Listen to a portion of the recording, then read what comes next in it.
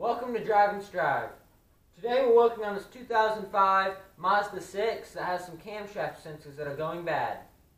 A few signs of a camshaft sensor that is going bad would be the engine is off time, as well as when it is up to temperature, it stalls and then dies.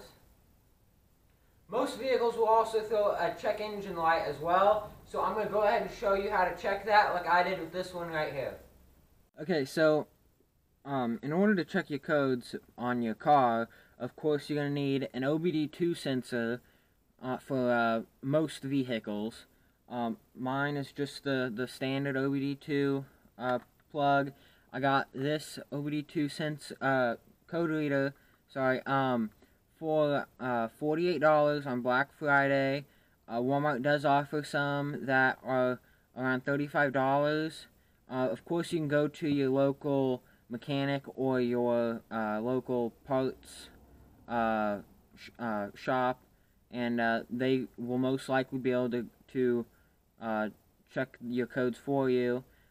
So what you're going to do is you're going to come up underneath the car, and there's going to be a port right there.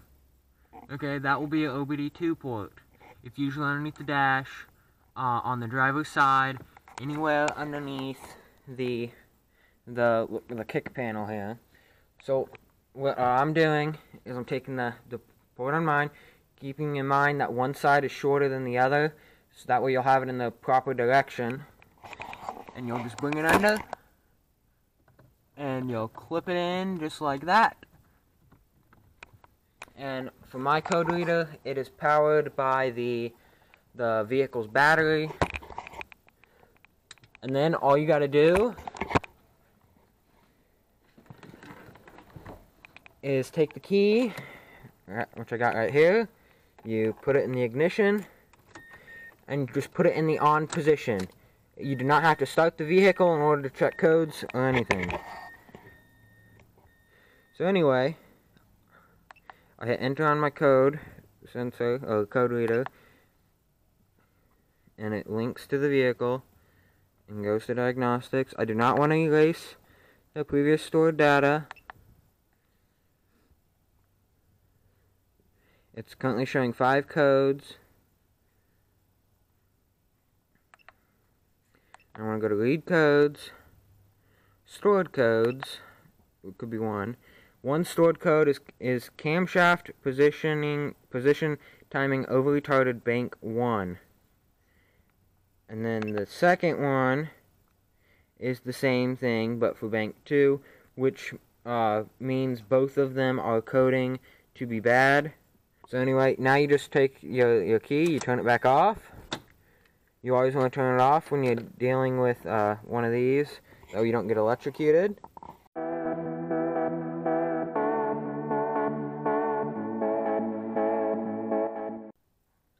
Okay, so to start with, I'm going to take a rag and I'm just going to clean some of the oil residue out of some of the bolt holes and off of this cover here, just so I can keep it off of some stuff whenever I go to take it off, and to keep it off my tools for a while. In order to take this cover off, some of them just clip into place and you can just pull them off and then you can just set them to the side. But for this one, I'm going to need my ratchet. This is a 3/8 drive. I'm going to need a long extension as well as a 10mm socket in order to take the 3 bolts out of the cover.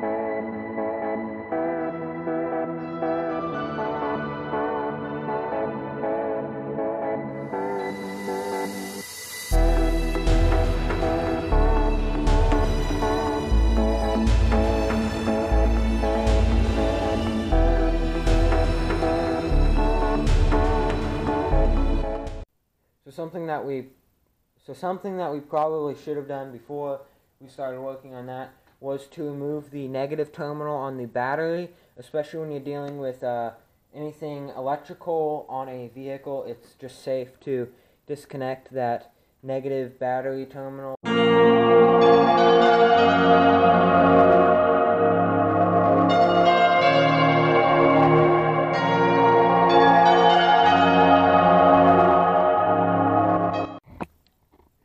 So the first camshaft positioning sensor is right there. It'll be right here. It's got the little bolt right there. It's got the one fastener, and it's got an electrical connection right there. Right there. Anyway, so what you're gonna do is you're gonna come down here to there. On the back side here, there will be a little section of the clip that you just push in, and it'll slide right down. Deciding that I'm going to take this thing. I'm just going to take these two bolts out of it. There should be a third one here, but it is not there. I'm just going to disconnect those. I'm just going to wiggle it out of the way. That way I'll get a little bit more clearance to get in there, because currently there's not much room for me to get in there to get that bolt out, to get that electrical connector off, let alone the bolt. So I'm just going to take this bolt off here.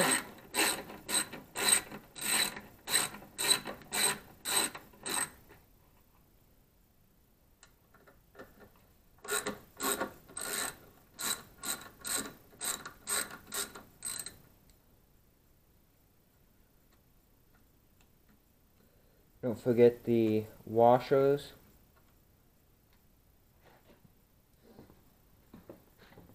And if you have one of these little part cups or bolt trays, it'd be really great to use it for that. Mine's magnetic, so you can hook it to parts of the vehicle.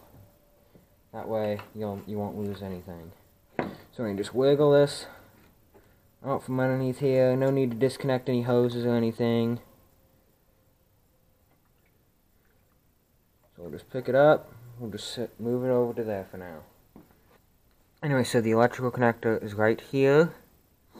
Oh, well, this is the camshaft positioning sensor. You'll start by taking this off right here, and then take off this bolt. And then you should just be able to wiggle it out and pull it out. So let's go ahead and do that. I'm going to push in the bottom of this electrical connector here and pull it down. It's very, very greasy because of where it is, at least on this vehicle. So it is a little bit difficult. There we go. You just pull it off. You want to make sure that it's nice and clean inside there. Just to make sure that there's no grime that has gotten in it. And now we'll take that bolt out. It should be an 8mm. It is on most vehicles. Yeah, so it is an 8mm. Unfortunately, my 8mm socket got lost whenever my tools got dumped everywhere on accident. So I have to use this wrench. There we go.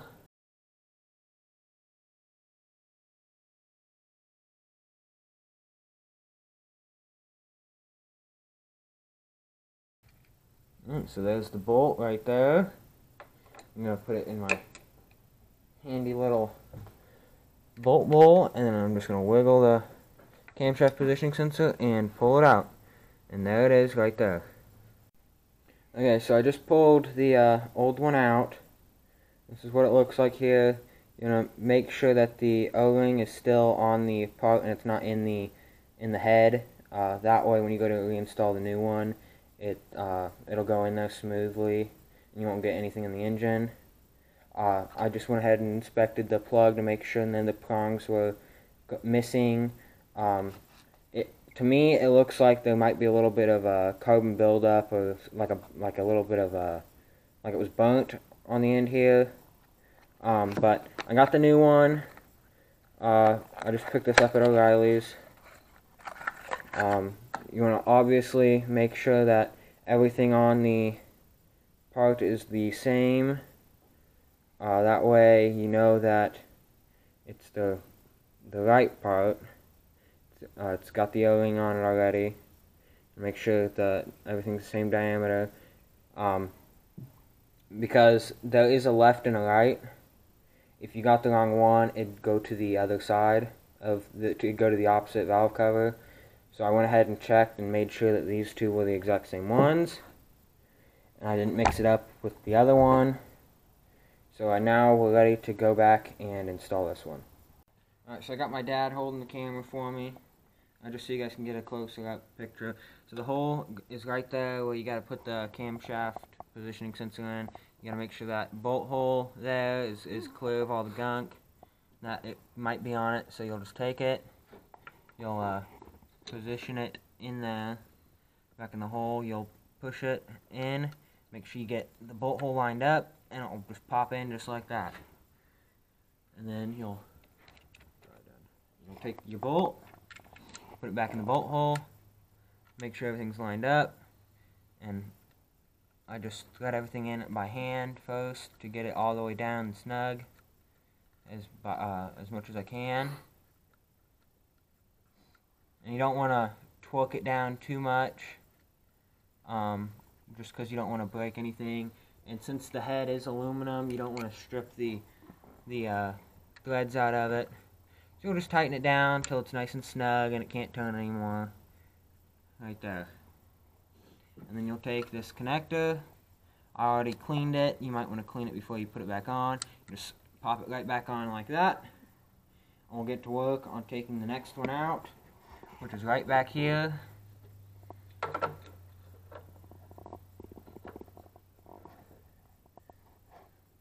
don't know if you can see that or not, but so we ended up not videoing us taking this one out because it was just really hard to get to, and it was just a pain to get out.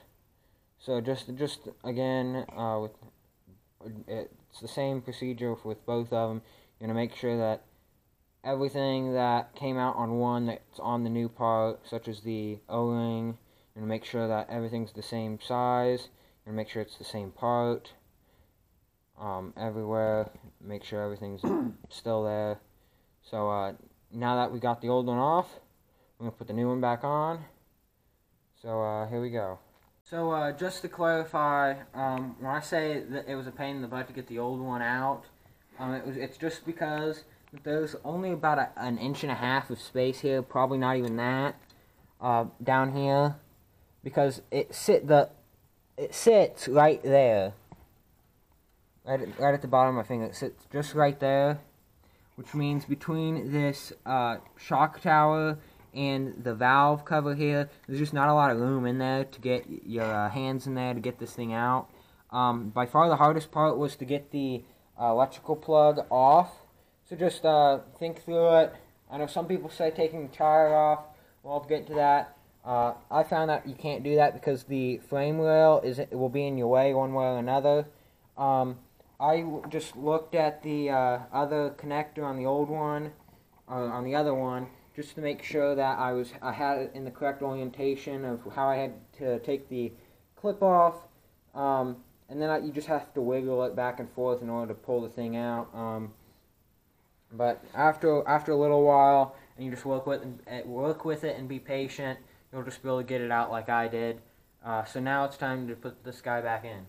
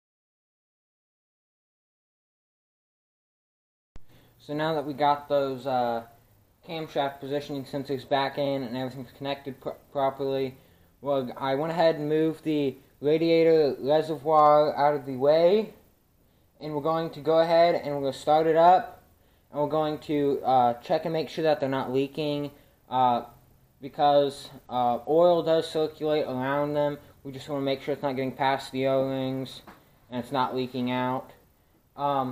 It will still be throwing the check engine light code probably for the first 10 to 20 minutes of you driving. You can go ahead and clear it if you have a code clearer, and it shouldn't pop back up again if that was your problem. Otherwise, it'll just clear itself after 10 to 20 minutes. So we're going to go ahead and start it up, and we're going to check for the leaks. Can't forget to reconnect the negative battery terminal.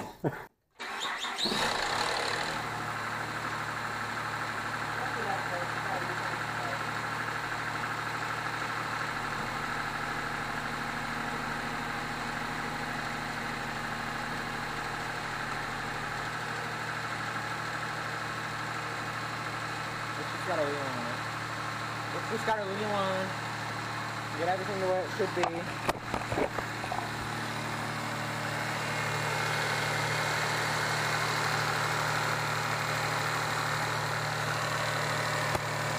There seems to be no leakage around the first one we replaced. It looks to be and feels to be pretty clear. Second one looks good too.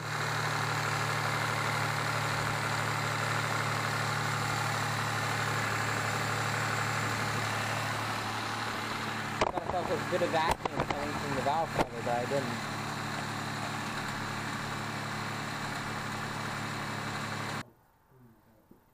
Alright, so we started off, we let it run for a little bit. It had to relearn its timing, which most vehicles, from what I've found, has to do that. It has to do that. Sorry. So before we go take it on a test drive or anything like that, I'm gonna go ahead and put this radiator reservoir back on where it goes. I'm gonna put the engine cover on. I'm gonna tighten down the negative battery terminal, and I'm going to check the oil one last time before we go.